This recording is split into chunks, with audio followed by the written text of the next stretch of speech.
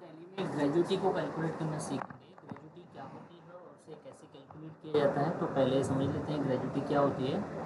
Gratuity होती है एक तरीके की ऐसी अमाउंट जब कोई भी कंपनी में काम करते हुए, किसी भी जॉब में काम करते हुए किसी भी एम्प्लॉय को 5 साल कंप्लीट हो जाते हैं तो उसको ग्रेजुटी दी जाती है। तो हर 5 साल के बाद एम्प्लॉय को ग्रेजुटी का पैसा अलग से उसको दिया जाता है। तो ग्रेजुटी तो ये होगी कि आप जब काम करते हुए 5 साल हो जाएंगे, एक ही जगह पर रेगुलरली काम करते हुए 5 साल हो जाएंगे, तभी आपको ग्रेजुटी मिलेगी। अगर 5 साल से कम होते हैं तो उसको ग्रेजुटी नहीं दी जाती है। लेकिन ये ग्रेजुटी हर 5 साल में एक बार ही दी जाती है। तो कैसे ग्रेजुटी निकाली जाती है, देखिए इसके लिए कुछ फॉर्मूले हैं। जैसे यहाँ लिखा हुआ है सैलरी पे ऑफ लास्ट विड्रॉ। जो भी आपने सैलरी निकाली है 15 दिन की, जो भी सैलरी लास्ट की जो विड्रॉ वाली होगी वो सैलरी प्लस डीए, इन दोनों को ऐड किया जाएगा और उसको डिवाइड किया जाएगा नंबर ऑफ डेज, यानी एक महीने में कितने दिनों का वर्किंग है। तो जैसे नॉर्मली 26 दिन का रहता है तो उसको नंबर ऑफ डेज 26 से कैलकुलेट करेंगे। तो यहाँ पे जो हमारी ग्रेजुटी निकालने का जो फॉर्मूला बनता है, ग्रेजुटी इज इक्वल टू होता है 15 इंटू लास्ट 15 डेज सैलरी।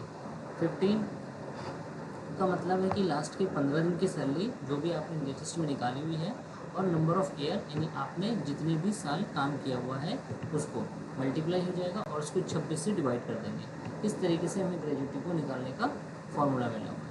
तो ग्रेजुटी तो इस टाइप से निकाली जाएगी, लेकिन टैली में इसको किस तरीके से करेंगे, तो उसके लिए टैली में हम सबसे पहले क्या करते हैं कि जितने भी हमने जो सैलरी कैलकुलेशन करते थे, जो पेरोल बनाते थे, वही पेरोल है हमारा, उसी में हमें ग्रेजुटी को ऑन करना है। तो देखिए क्या करना है, सबसे पहले आपको अल्टर में चलना है। मैं यहाँ दिखा देता हूँ आपको क्या क्या रेडी करना है। जैसे आप पे हेड बनाए थे यहाँ पे अपने इस टाइप से, तो इसी तरीके से यहाँ पे आपको एक ग्रेजुटी का भी लेज़र बनाना पड़ेगा।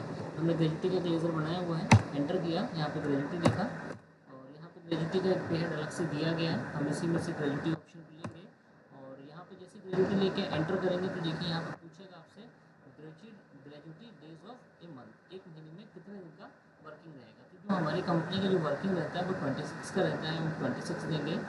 इसके बाद यहाँ पे एंटर करेंगे, यहाँ देगा, देखिए यहाँ पे देना नंबर ऑफ मंथ। आप किसी को काम करते हो 5 साल हो गए तो 5 साल में महीने होते हैं 60, 12 इंटू 5, तो 60 महीने हो गए आपके। तो यहाँ पे 60 मंथ कैलकुलेट कर दिए। तो जो शुरू का 5 महीने का होता है उसमें आपको ग्रेजुटी जो है नील हो जाती है, कोई पैसा आपको नहीं दिया जाएगा।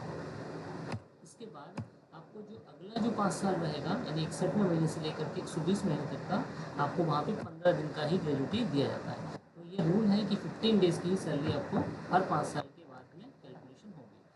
तो इसी तरीके से 121 महीने के बाद से भी जो सैलरी कैलकुलेट होगी वो भी 15 दिन की ही कैलकुलेट होगी। तो यहाँ पे आपको सेट करना है इसको, और ये हमारी करंट लायबिलिटीज़ कहलाती है, इसको हम करंट लायबिलिटीज़ में देंगे और इसको हमने एक्सेप्ट। अब हम एक चीज़ और समझते हैं कि टैली में जब हम ग्रेजुटी को कैलकुलेट करते हैं हम किसके ऊपर बेस लेते हैं टैली को। तो इसको कैलकुलेट करने के लिए हम जो बेस लेते हैं वो हमारा होता है सैलरी प्लस डीए का।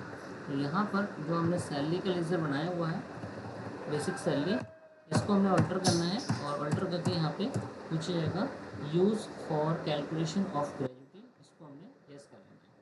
इसी तरीके से जो हमने डीए का लेज़र बनाया हुआ है इसमें भी हमने यहाँ पे use for calculation of gratuity, इसको भी यस करेंगे। ये हमारा यहाँ पे हो चुका है। इसके बाद आते हैं हम जितने भी एम्प्लॉयज़ हैं, एम्प्लॉयज़ में जाना है और एम्प्लॉयज़ में जाकर के जो भी एम्प्लॉयज़ है उसको लेके हमने अल्टर करना है। यहाँ पे एंटर करेंगे, बेसिक सैलरी यहाँ पे यस कर लेंगे डिटेल्स को, और यहाँ पर हमने बेसिक सैलरी को ग्रेजुटी में यहाँ पे ऐड करना है। यहाँ पे ग्रेजुटी लेनी है,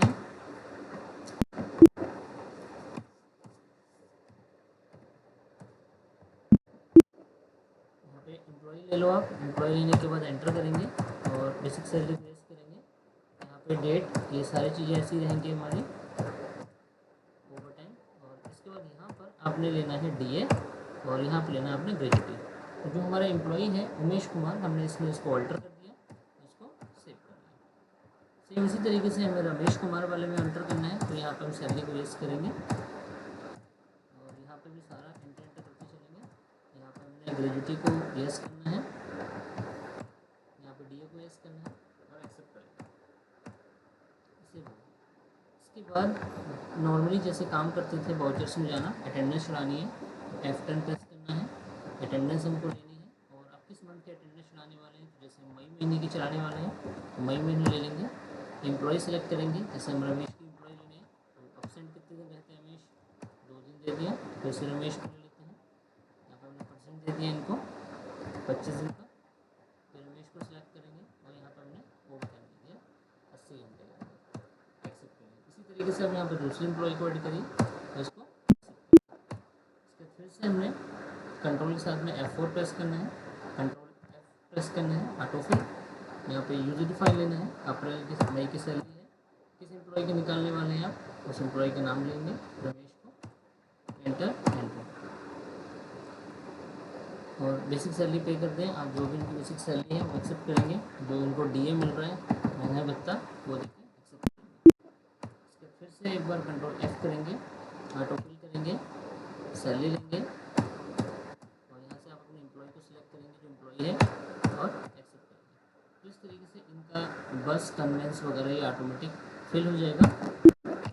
अब हम इसकी सैलरी स्लिप और ग्रेजुटी कैलकुलेशन देखें अगर हम, तो इसके लिए हम जाना है डिस्प्ले और रिपोर्ट्स में, यहाँ पर ऑप्शन आएगा पेरोल रिपोर्ट्स में, पे स्लिप, यहाँ पर हम रमेश कुमार की स्लिप देखेंगे, सैलरी एंटर करेंगे तो यहाँ पर हमारे कैलकुलेट होकर ऑटोमेटिक आ चुका है।